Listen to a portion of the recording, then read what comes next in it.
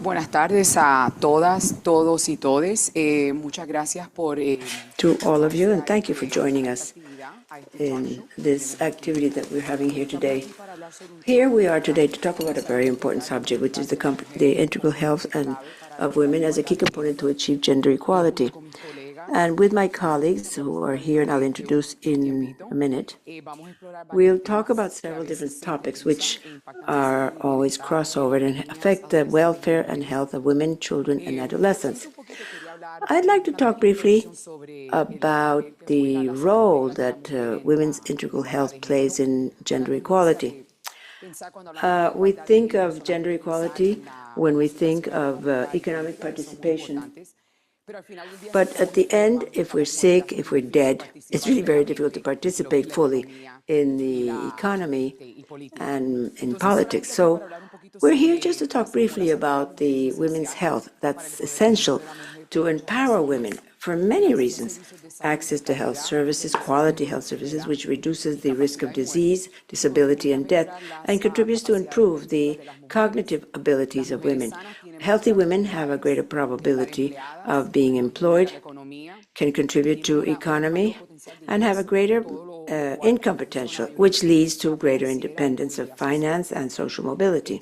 Esto no solo which impulsa not only el crecimiento promotes económico de las economic mujeres, growth sino of también women, de sus familias y it also comunidades. helps with the Tener families acceso a and una atención communities having médica de access to good calidad y el quality control medical care and sobre sus control opciones de salud of le their da a las health options, mujeres give women una mayor a autonomía para better tomar decisiones sobre su possibility of vida y making sus decisions familias. over themselves and their Hacia la brecha families. de género In closing the no solo gender gap, we requiere, not no only solo mejora la calidad de la vida de las improve the mujeres, sino quality of crea women's lives, it sociedades más creates equitativas more al equitable garantizar societies, que ensuring todas las that personas all tengan las people mismas have the oportunidades same de tener opportunities una of salud óptima having optimum independientemente de health, su género. regardless of gender. Bueno, cuando hablamos So when de we salud, speak of salud integral de la mujer, women's integral or eso requiere comprehensive una health, mirada más allá we de las have to go enfermedades beyond individuales. individual Esto diseases. debe abarcar una It has visión to cover holística a que aborde las holistic enfermedades vision no covering transmisibles, los non-communicable problemas de salud diseases, mental mental y los health problemas de problems, salud and other health que a problems menudo se that pasan por often alto. are Al mismo neglected. tiempo que se consideran As we factores consider esenciales y social estructurales roles como and la structural pobreza, roles las such as normas de género poverty, gender y los niveles norms, educativos, and educational influyen en levels, el which have acceso an de las impact mujeres a la on women's atención médica y access el to medical bienestar care and en general welfare a través del curso de vida. through life Como les course. mencioné, As aquí I tengo a said, mis I'm colegas with my que colleagues van here a this morning participar en la who will be discusión. Las voy a participating in our presentar discussions ahora. this afternoon. I'm going to Primero está introduce them now. Patricia We have Morsch. Patricia Ella es Morsch, la asesora regional Regional de Advisor envejecimiento of saludable. Healthy La Aging, doctora Susan Dr. Cerulla, Susan que es Saruya, la jefa de unidad, una nueva unit unidad head of a new de unit, mujer, which is women, materna, neonatal maternal, neonatal, y and reproductiva. reproductive. También está And then Vanessa we have Vanessa Garcia, Larson Garcia, García Garson, Larsen, no, disculpen, Garcia Larson, I'm jefa de sorry, unidad de factores head de of the riesgos risk factor unit y nutrición, and nutrition. disculpen. I'm sorry. Y Sonia Cap, And que es Sonia la Cab, asesora who is regional regional de advisor adolescencia. of adolescents. Entonces, vamos a So comenzar let's ahora begin con una our pregunta que le conversation voy a hacer today a with the todas y cada question I'm una. going to Van a ask tener la all of them, and oportunidad each one of them will have a chance to respond de dar sus and aportes. give their opinions. Si me da un segundo.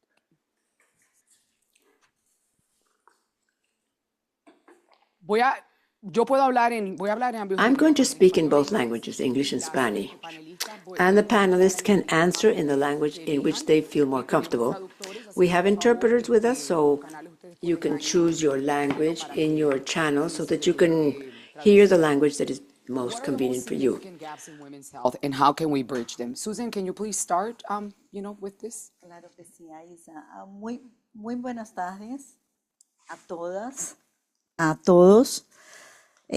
Yo quiero tomar esa cuestión porque nosotros hoy tenemos un cuadro de demandas de salud y tenemos que pensar, y eso invito a cada uno que nos escucha,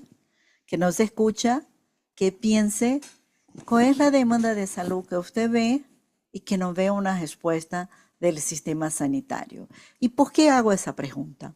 Porque en este año nosotros estamos viviendo transiciones muy importantes y ocurren juntas y se suman y producen efectos muy importantes. Hablemos de la primera, que es la transición demográfica. Por primera vez en todas las Américas, una cohorte de mujeres arriba de los 60 ha pasado por puestos de salud muy importantes, por puestos de poder, por lugares públicos y ocupado espacios. Eso significa que nosotros tenemos mujeres que han ganado más años de vida. Patricia va a hablar sobre eso.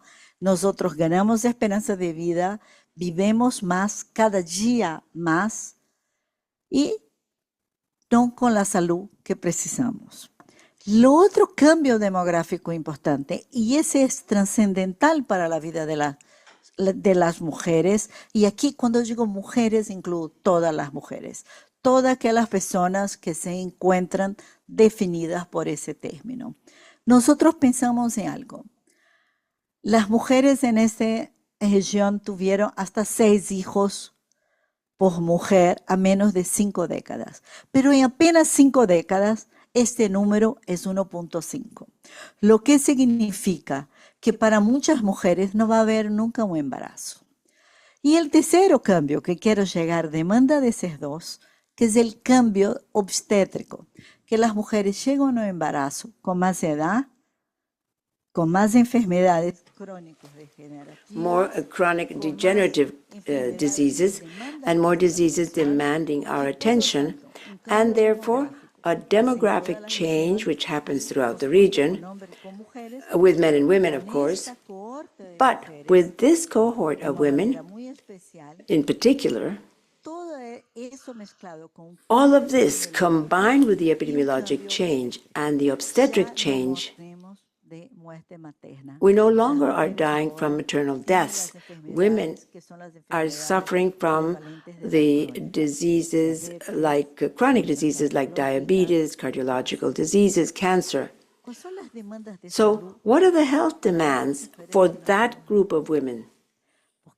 Because when we look around in general in health services, we see that they focus on a single moment in the life of women, pregnancy. It's true. It's true. Because there's nothing that's less fair than to allow a woman to die because she's pregnant. But is that enough? No.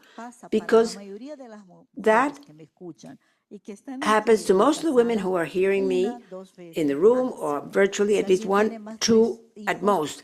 If someone has more children, please write to us and let us know in the chat. I have more than 3. That's my total heroine. But most of us really have come to this age with maximum 2 kids, which means that we had health care twice in our lives, and that's it. And our responses are really not included. So I believe that there's a lot for us to talk about the women's life, long life. We must have health and also diseases that can affect women today. Thank you, Susan.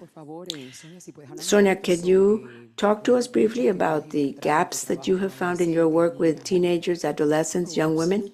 And I wish all the persons who are connected a very fruitful and very productive International Women's Day. It's important for us to really recognize the opportunity to think about what it is that we can do differently, and what it is that is going well, that we can expand.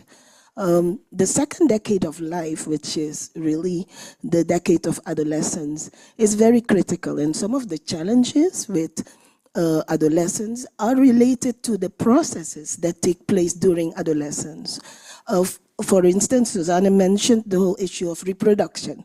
In the second decade of life, during adolescence, they obtain the capacity to reproduce. They go through puberty.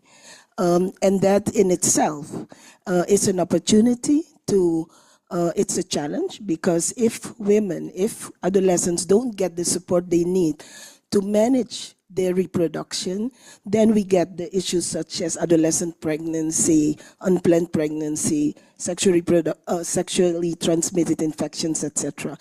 But beyond the reproduction, the second decade of life is also a period of psychosocial development, where the adolescent girl, she evolves into the woman she will be one day. She develops her values, her identity. It's a very important decade for schooling. and to select, not to elect a profession and get the training that's needed to be successful in that profession. And so these are really opportunities for us to empower women from adolescence to become, to achieve their full potential as women. And many times we don't acknowledge this opportunity because yes, there are challenges, but this is a wonderful opportunity to empower our girls to develop into the women that a woman who can reach her full potential. And I think that some of the things that we have been trying to do in PAHO, in the programs, is to support our member states to really maximize these opportunities for positive development and positive growth, keeping them in schools, helping them to develop and evolve into women of full potential. Thank you, Sonia. You know, I was just thinking about what you said right now about when I guess girls, adolescent girls, don't have enough support and to make reproductive choices and end up having, children, how that is linked to poverty, lack of education opportunities, all of that. But the other thing too that, we had discussed before is that a lot of times chronic disorders and even autoimmune diseases, even, some issues that deal with mental health, they become more present or they develop during adolescence. And that's something that we tend to overlook because we have such a focus on preventing pregnancies. So can you speak a little bit about that, please? Absolutely. Yeah. Some of the risk factors, like if we look at a woman of 30, 40 years who is dealing with a host of non-communicable diseases, I'm sure you will speak about that. The risk factors started very early on, and they start earlier on every day. Recent studies show how early the risk factors for diabetes, hypertension are starting. It is the adolescent girl who is overweight, who has hypertension, which was a total surprise to me, that 8 to 10% of adolescent girls in our region already have hypertension. Mental health, many mental health challenges start during adolescence. And so once again, this is an opportunity for us to interfere early for prevention and to manage risk factors if they exist, so they are not carried into adulthood. The cumulative effect, right? Exactly. Yes. Well, thank you so much. This is perfect segue for Vanessa to talk to us a little bit more about the risk factors that impact women's lives. Please, Vanessa. No, thank you so much, and that's a perfect introduction. Thank you. Clearly, first of all, it's an honor to be here with this distinguished panel and to have a voice to highlight the importance of risk factors and health in general and its role in the prevention and control of non-communicable diseases. And what we've heard so far clearly highlights the importance of looking at health with a life course perspective. When we think about non-communicable diseases during adulthood, most often we see women in the 30s and 40s who are already affected by a number of conditions. And that doesn't start in adulthood. As we just heard, it usually starts before that. But what we are trying to promote and achieve in the long term is to ensure that the quality of life of all women continues to improve and strengthen throughout all the remaining decades of life. And in today's world, the four most common non-communicable diseases, cardiovascular conditions, cancer, chronic respiratory conditions, and diabetes type 2, 80% of all deaths occur in low and middle income countries. And half of those deaths are in women, of course. And therefore, so we have to find ways in which we can address more effectively how to reduce the burden of these non-communicable diseases and how to tackle the risk factors that can actually modulate the risk. And by this we mean, how do we effectively support women and the population in general to implement what we constantly promote as healthy lifestyles, for example. It's not very easy to just say, well, physical activity should be part of our daily lives. And I don't know how many of you are able to secure 4 days of aerobic exercise or going to the gym every other day, or move or eliminate all processed food from the diet and find the time to cook at home healthy meals and sleep 7 or 8 hours a day at least. I see a few faces smiling already here because clearly it's a huge challenge. And so if we move this perspective, imagine if people who normally have the time or relatively stable conditions to work and rest find this to be a challenge. Imagine settings where women have so many more responsibilities, challenges, duties, commitments, where in addition to being sometimes the home providers, they also care for another relative. They also look after younger members of the family or extended family members, or they have to move to another city to work. It adds up. And that's why we need to use what we consider to be a multidisciplinary approach. It's an ongoing challenge, but certainly one that I think we can all relate to. Thank you, Vanessa. You know, I was just listening to everybody speak. I was actually thinking about a topic Suzanne, I wanted to kind of circle back to you a little bit is menopause, especially, you know, the connection that it has with NCDs. You know, a lot of times women are misdiagnosed because they, you know, people, when they go to the doctor's like, oh, these are just symptoms of menopause, when it's really a sign of something else. And the over-medicalization of menopause. Suzanne, would you be able to talk, to us a little bit about that?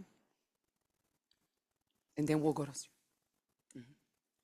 Yo creo que eso lleva I think that brings us to a debate that we have about the feminine body, which is medicalized throughout her life. The medicalization begins with behavior at adolescence and throughout the lifetime. I think Patricia could tell us briefly about that as well when she talks about the older women and the impact this medicalization has today on the age craze, ageism, and things like that in women, and what that means for the women's health. But let's consider the question of menopause. As Sonia said, women evolve. They have puberty, they become adults, they begin to reproduce, and at some point in time, that, I'm not going to talk about nature, but that life course itself means that they stop reproducing as well, that they no longer have the ability to reproduce. At what point in time does that ability of having your menstrual cycle and being able to get pregnant was related to all the other women's abilities and capacities? And that's the first thing that we have to break down and understand. What is the meaning of the interrupted menstrual cycle and find other abilities that are affected? And there is a movement, for example, that has a dichotomy. There are professional teams who see women and say, oh, don't worry, it's just the menopause. That'll finish, that'll end. But they're not able to listen. And we just talked about mental health. I don't think that nothing is more important for women than their mental health. And I think that that means you have to have a healthy lifestyle.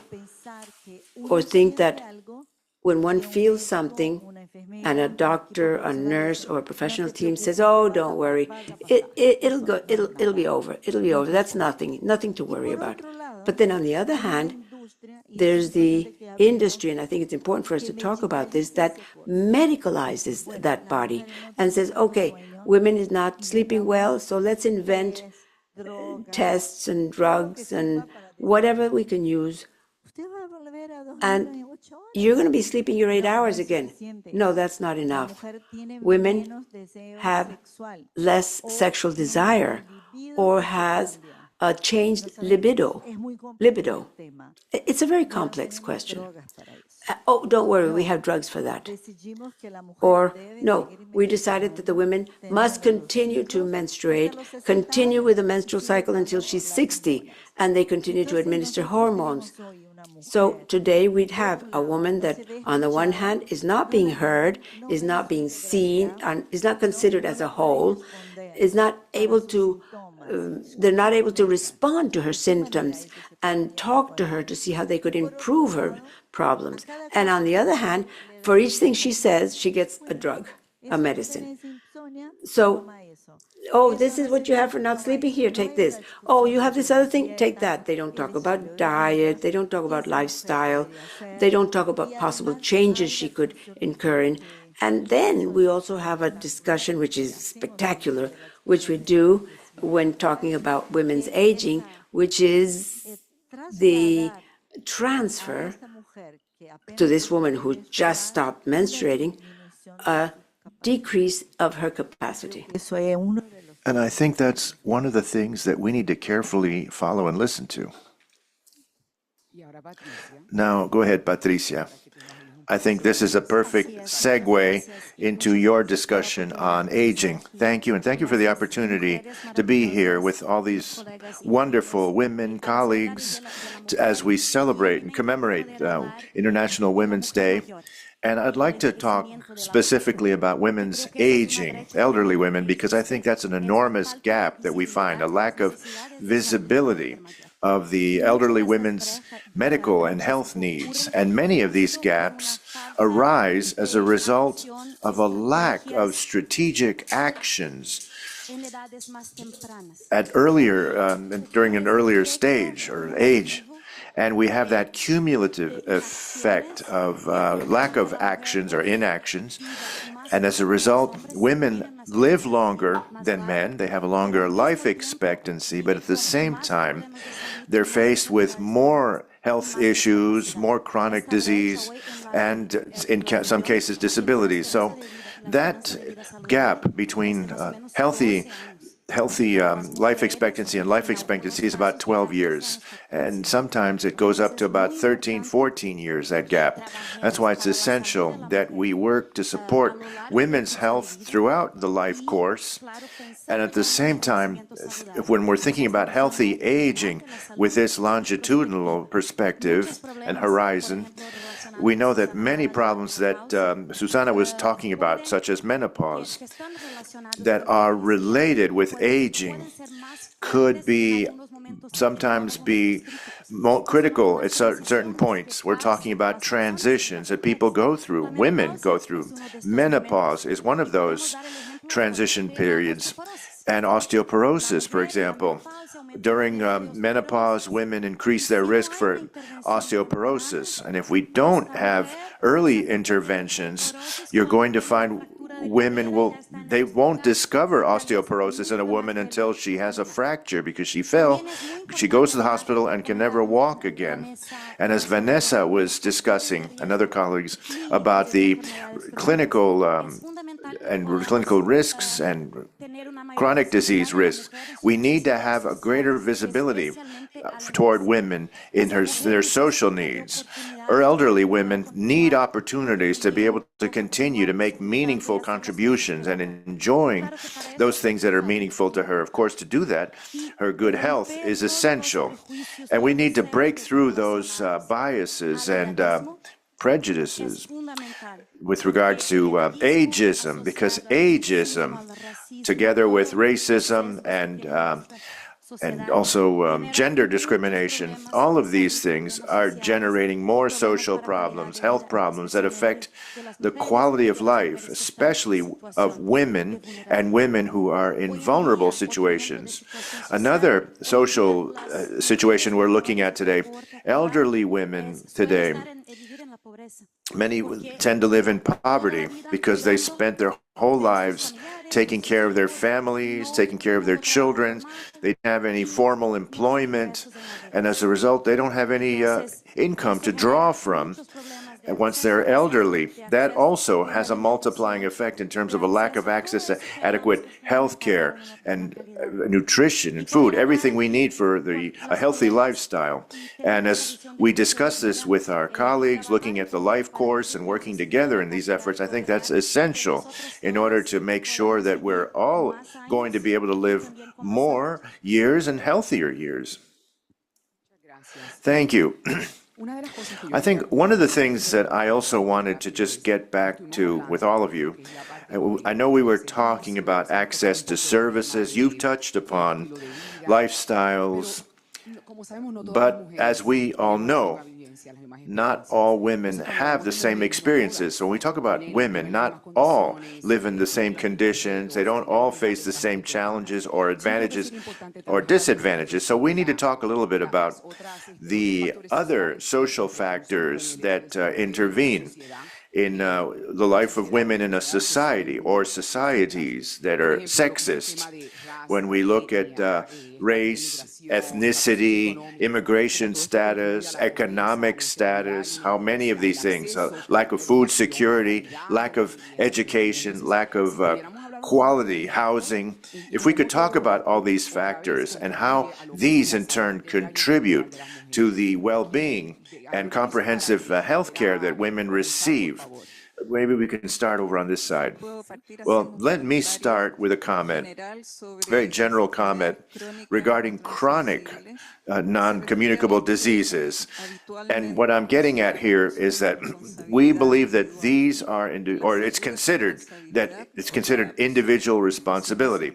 If somebody gets sick, it's their fault. It's the individual's fault for not having taken care of themselves adequately. And I think that's a terrible stigma that has an impact on so many women. Let me just give you an example. We know today, based on all of the scientific evidence collected, we know that obesity is attributed to multidimensional factors, multifactors. It's a chronic disease that more clearly reflects what goes on when we have a combination of adverse factors that include lack of mobility, mobility at every level, physical mobility, socioeconomic mobility, family mobility, a lack of access to a healthcare system that will enable women to get adequate medical care, an approach toward health and disease that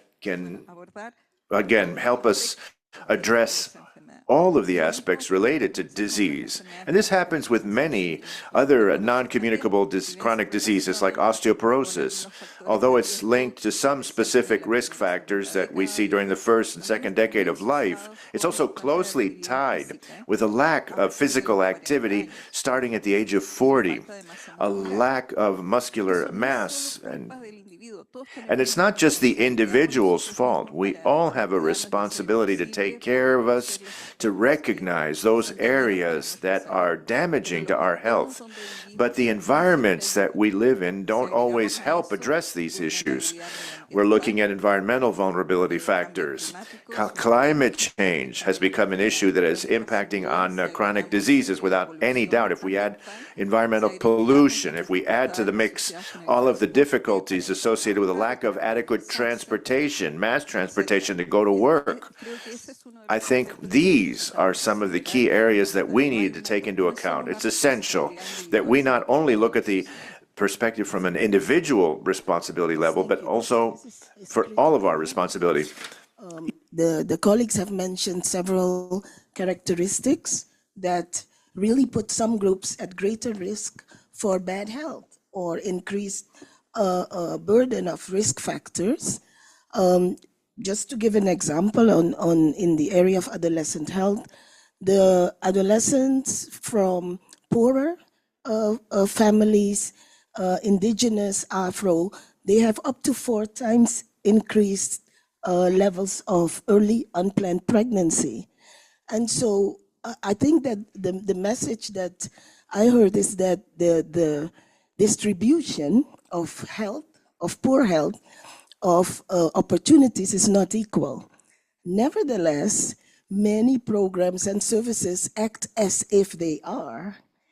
And so I think that's where that's one of the areas where we fail if we address the needs in a uniform way, and we don't take into account the specific characteristics.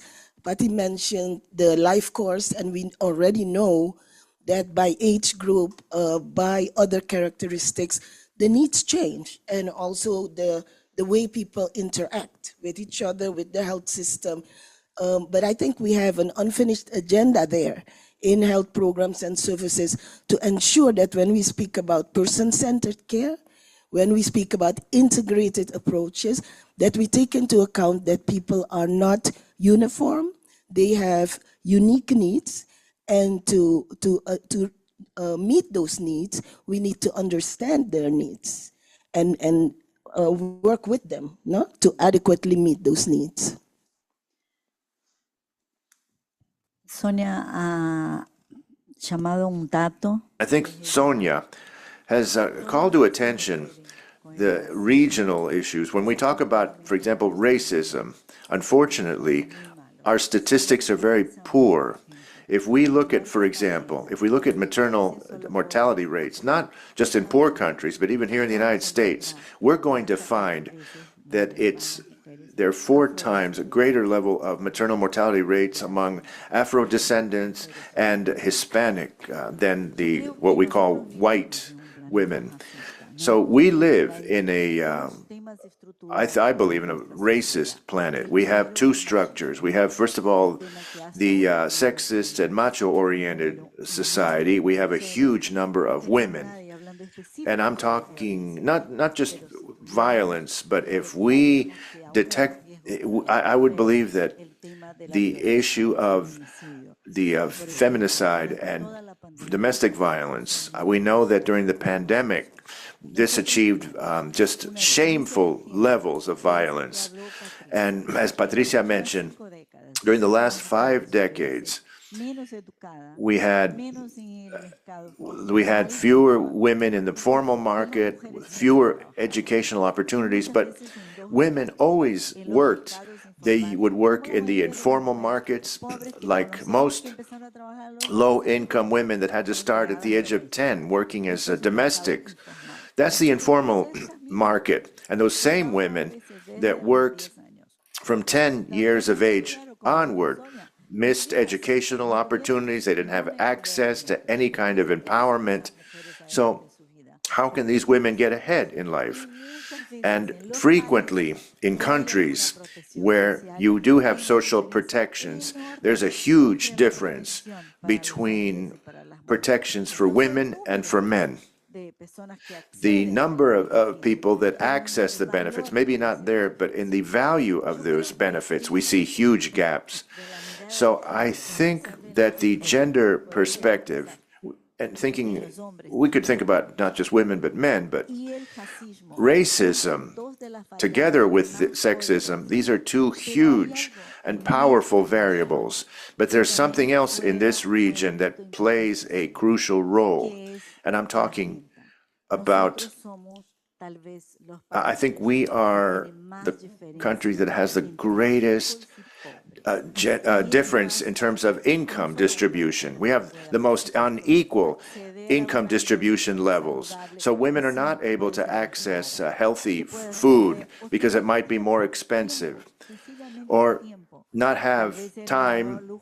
For example, one of the greatest pleasures in our life, to be able to go, let's say, to a gym and exercise, so you don't get osteoporosis and arrive at a healthy state of aging with more health. These, I think it's a sum total of several barriers and challenges altogether. And as I stated from the beginning, we need to look at our responses. We're looking always only at menopause. We're only looking at prevention measures, our capacity to communicate and explain and medicate. And I'm not against the medications. and all the advances and technology and medicine. But the primary element to prevent osteoporosis is healthy nutrition and exercise, not addressing only menstruation.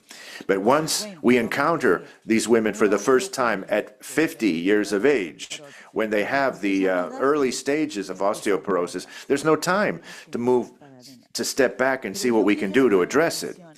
So just wanted to highlight that looking at that gap of responses by health systems, we need in that context to start looking of women at a more integral and comprehensive perspective. When we look at a woman, we need to look at her, we look at the woman as who is that woman? What's her ethnicity or color? How many buses did she have to take to come here? What does she eat at home? What does she do with her hours during the day? Does she have enough time to do other things? And not just respond to symptoms or specific complaints, but rather look at her entire environment, a more holistic perspective, and look at all of the factors that you're faced with, the challenges you're faced with, because diseases are not result of individual conduct. It's not that, oh, well, I didn't take care of myself and that's why I got this. No, it's a whole environment that has an impact on addressing these issues, these health issues, because life courses allow us to get a better understanding as to our end state and where we need to go. I just wanted to highlight 2 points that you addressed. Of course, looking at the elderly population and how heterogeneous they are. When we have access to information and we read articles and information about individual countries, the elderly are always just lumped into the 60-plus category. Today, a 60-year-old, we can't compare a 60-year-old with the needs of an 80-year-old in terms of health care.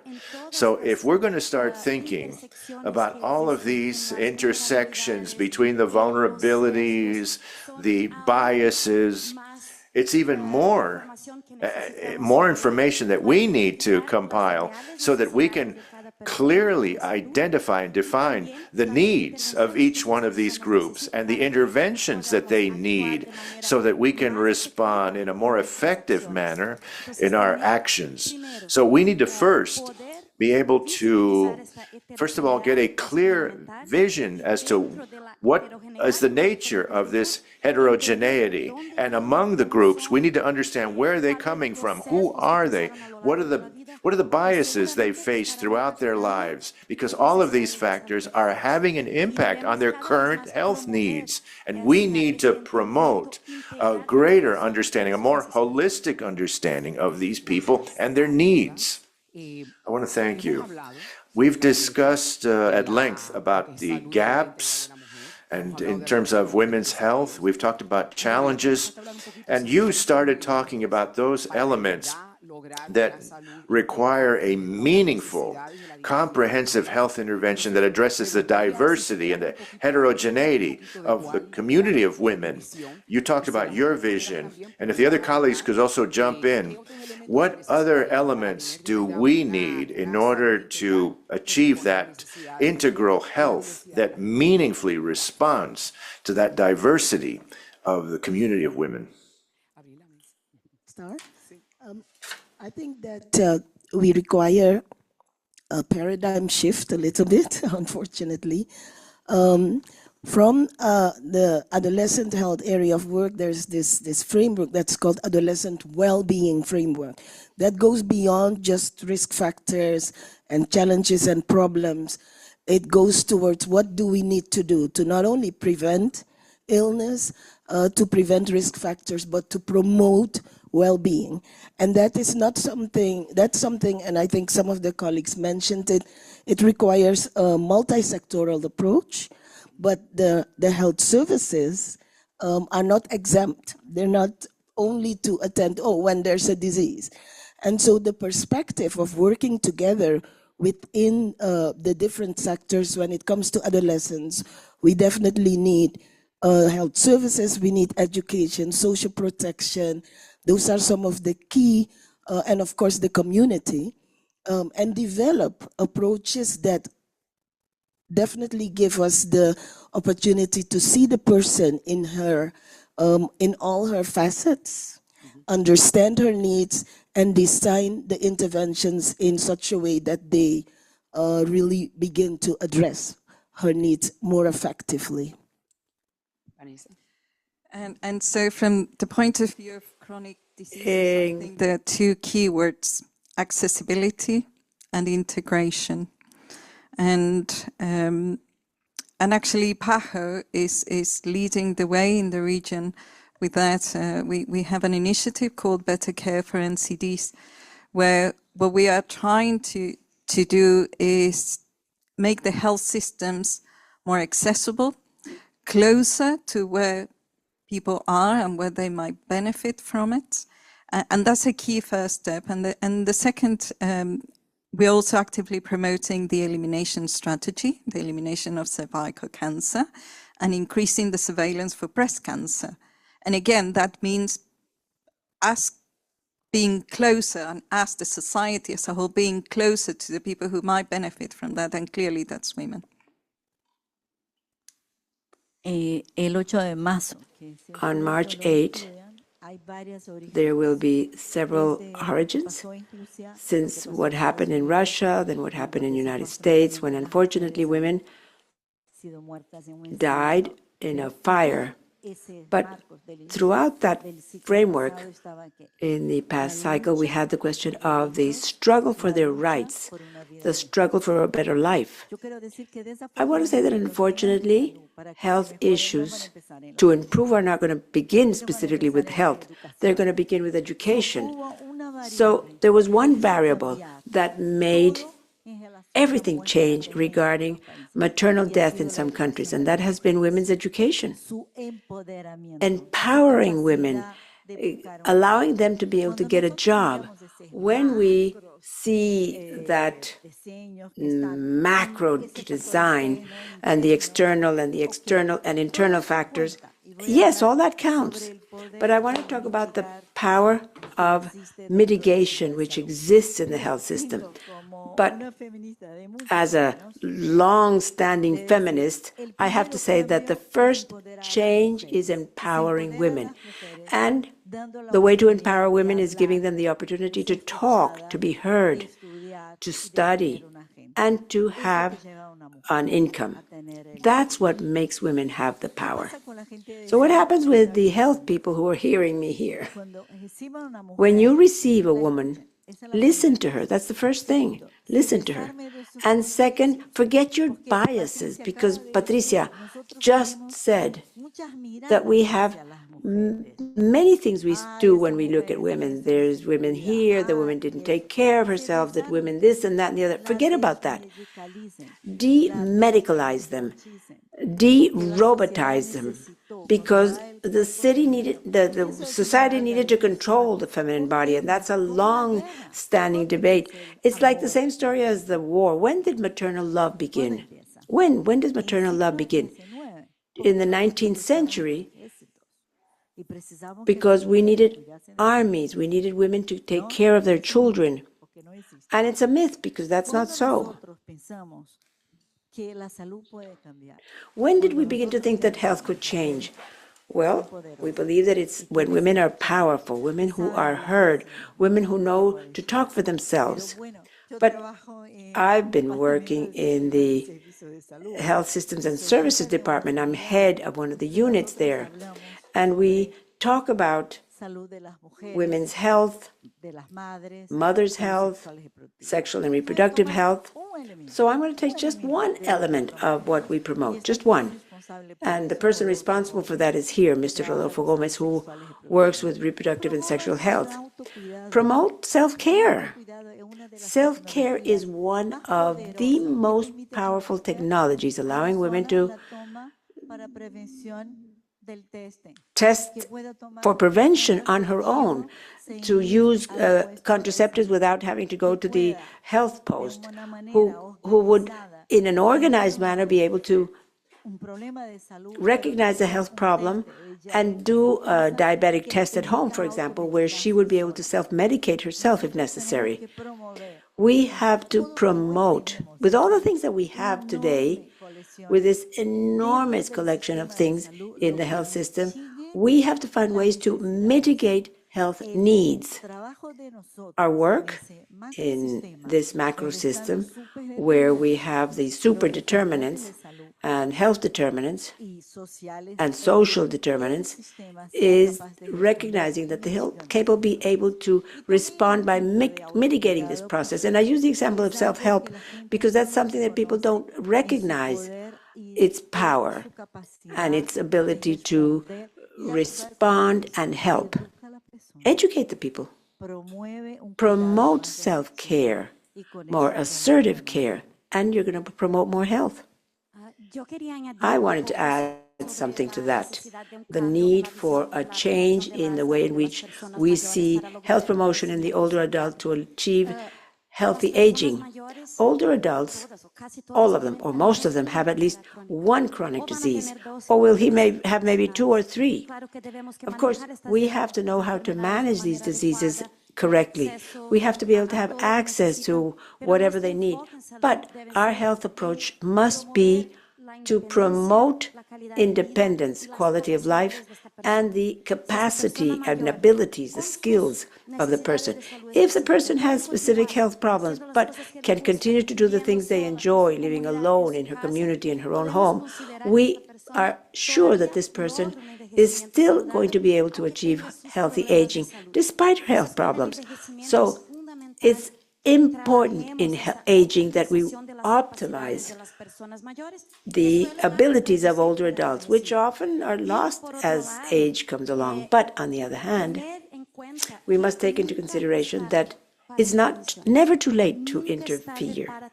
It's never too late to work to improve the people's health and that of the older adults as well, because there are always certain conditions that can improve and that can favor the health of that person, often helping the caregiver of the person that needs a caregiver can develop his actions and can learn how to do things with a person. There's always things that we can do for the older adults so that they can live better, healthier, and with a better quality of life. Well, I'm going to be the devil's advocate. What you were saying now, I've always said for years when I'm working in HIV prevention, I always felt that testing was not enough. It was fine. But when I spoke of prevention, I always thought of education and job opportunities. But I also realized that sometimes, even when people have the opportunity to study or get a good job, didn't protect them enough because of the institutional racism there was. In the United States, for example, there's data showing that Afro-descendant women, no matter what high level of education they have, and no matter how much income they have, they still suffer and have negative health care, especially maternal care, because of the institutionalized racism. So I think that everything you're saying is great, but sometimes I think it's like a spider web. You think, okay, I'm going to fix this and solve the problem, but no, it gets bigger, and sometimes they're so structurally big that I feel as though we're just working only in the health sector is insufficient. It's like putting a Band-Aid on the problem. And I'll leave that there to all of you and see what you want to say. What can you say to that? If I may, up to a point, I agree with you, because some of the challenges they seem to be above our pay grade to change. Yet, on the other hand, I believe that public health is also a tool for liberation. And if we are able to support from adolescents and throughout across the life course, to support, and I think Susana mentioned that, to empower individuals and groups to foster agency, that they are able to fight for their own right to health and well-being. Changes don't happen from today till tomorrow, but at the same time, I think that what the health sector can do is contribute to that empowerment. When we speak about youth participation, it is not just a fad. It's not like, oh, we have some young people in the room. It is really allowing them to think for themselves, to articulate what their needs are and how they can advocate for those needs. And that is, I think, the true heart of public health as it was meant to be understood since Alma Ata. No, and so that I think can be a wonderful contribution to liberation, creating agency, creating pathways for individuals and groups to take responsibility and to take control of their own health and make changes for themselves and future generations. I agree with you what you said exactly, that it's really about public health. I think sometimes there's a tendency, like you said, over medicalize, be very like only have a biomedical view, but I agree with you. I couldn't agree more that public health is a way of empowering and opening all these different topics. Thank you. I don't know if you wanted to add something else. Yo creo que nosotros llegamos I think that we come to this time to say that things are complex, but we have advanced. I think it's important that we not lose our perspective and recognize that what I said initially, which is the first cohort of women over the age of 60, and I agree with Patricia on that, it's horrible. 60 and over is a large group. No, it's not a group. It should not be a group of people. But it is the first time, because those women who lived to be 60 and over have gone through different public spaces, like being president or being rich women, women who have made those problems visible. In other words, they take offer, who suffered of racism all her life and poverty, and now she's become one of the most important women in the planet, not United States. She's known throughout the world. Her ability to express herself, to make things more visible, to bring things to the table. I believe that those of us who play a role in the health system must recognize how important it is to strengthen and make the voices visible, even though they're not in the health system, the voices that are capable of telling us where, with our policies and our implementations, are not quite able to achieve the change, because often we ask ourselves, after so hard, after so many tools, after working so much, after so much science, and yet we were unable to have the responses we needed, or at least the main ones. But we did have a chance. The life expectancy increased in this region. 80% of women are able to have access to contraceptives. And yes, today there is a whole set of policies and debates about the older women. And also, we recognize that adolescents in this region who had shameful numbers in the development of the region dropped these numbers. And I'm sure that in years, thanks to the interventions to avoid or reduce chronic diseases, we will have the necessary resources. But we have to get all this together and recognize that it must be taken out of the health sector. And of course, we have an inside job to do, which we must recognize. Education, medical education that we receive, health systems we have today are still machistas, racist, classifying, and these are all things that have to change. And this is something that each one of us has to do. Those of us hearing will ask yourselves, was I a racist at any time when I was caring for a young girl, a black 15-year-old pregnant girl for the second time? Did I behave as a racist? When in the hospital, did I criticize a woman because she had pain during the labor I think that those are questions we should, each one of us, ask ourselves. And then we will recognize, because then we will be able to include it in the health systems, and it will go from society to health systems. We have to extend our voices, and we have to hear the voices of society. Society must be part of our policies. That's one of the strongest instruments or tools for us to be present in the results. Thank you. And very quickly, I just want to speak about ageism. We classify ageism in a way that could be self-directed, because an older person can reach the health system and say, I have all that because I'm old. No, I don't want to do anything because I'm old. I don't need to do anything more because I'm old enough.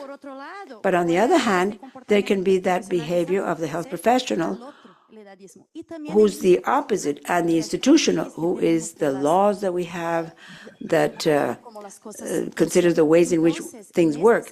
And in that respect, I think it's important that we work one by one and then together, so that we're able to really achieve all of these biases to be understood and recognized. I mean, we have them, but let's recognize that so that we can promote more extensive policies and be able to use public health to develop these things that are so important. And just to end, and for reasons of time, I think it's a real pleasure to hear the words education and public health when we speak of health and welfare of women. I think these are extraordinary tools to advance throughout the life stages of women. So I'm really happy to have heard this from the experts in this panel. Very well. Thank you all very much to all my colleagues for your contributions, for your pearls of wisdom. I really think this has been a very interesting conversation, very enriching, and we need things like this. And all I can say is goodbye. Thank you very much for being here. Thank you to those who are in the room. Thank you to those who are on Zoom.